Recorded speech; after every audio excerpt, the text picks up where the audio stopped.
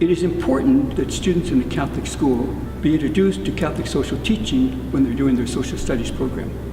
The reason for that is simply that Catholicism is not just a body of truths to be believed, it's a way of life to be lived.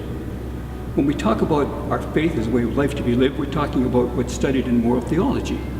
One part of moral theology looks at our relationship to God, another part looks at our relationship to other people, and a third part looks at our relationship to social institutions.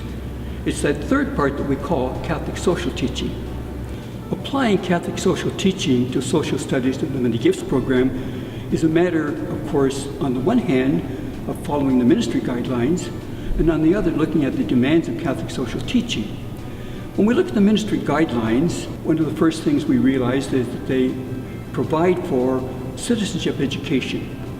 And that's very good, because the guidelines, when they talk about citizenship education, talk about involvement in the social institutions in our life, talk about leadership, and talk about the virtues that go along with that, so such things as listening to other people and cooperating with people, and all of that's wonderful.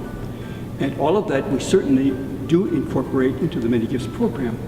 However, what we can do from the point of view of Catholic social teaching is that we can provide, first of all, a reason for doing that. We can provide a motivation based on our faith. We can show why they should be involved in social institutions, why it's important for them to take leadership roles, reasons based on our faith. Ministry guidelines also call for training students in critical thinking, and that's wonderful. We think that's important that students be trained in critical thinking. So in Many Gifts, we provided our own model for developing the skills of critical thinking, a model of see, reflect, and act. And using that model throughout the text, we also use the occasion to introduce the students then to the virtues that involves, the cardinal virtues, not only the virtue of good sense, but the virtue of justice, the virtue of self-discipline, and the virtue of courage. To Catholic teachers, I would say, remember that you have a great vocation, a great calling, and that calling is to help form the faith of those children in your care. Specifically with regard to the Many Gifts program, children should see in you the kinds of attitudes that reflect the social teaching of the Church. They should see that those are your attitudes too. The attitudes you're trying to communicate to them are the attitudes that already form your own life. Catholic faith and values, specifically Catholic social teaching, has been infused into the Many Gifts series in many ways, particularly by introducing students to basic truths in Catholic social teaching, like, for example, what we mean by the dignity of the person.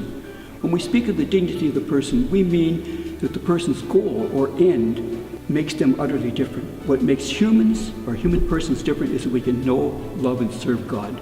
No other animal on earth can do that. Only we can do that. That makes us distinctive. That's what we mean by dignity. I've been honored to be part of the production of the Many Gifts program at each stage of the proceedings. I've helped the team to identify what particular social teaching should predominate as in each lesson. I've helped them pick the appropriate scripture texts. I've helped them with the See, Reflect, Act model at each stage. I've produced the box that we have in many of the chapters, Father Mike Explains. I've also tried to be helpful to the team in taking the social teachings of our church and putting them in a language that is understandable to young children.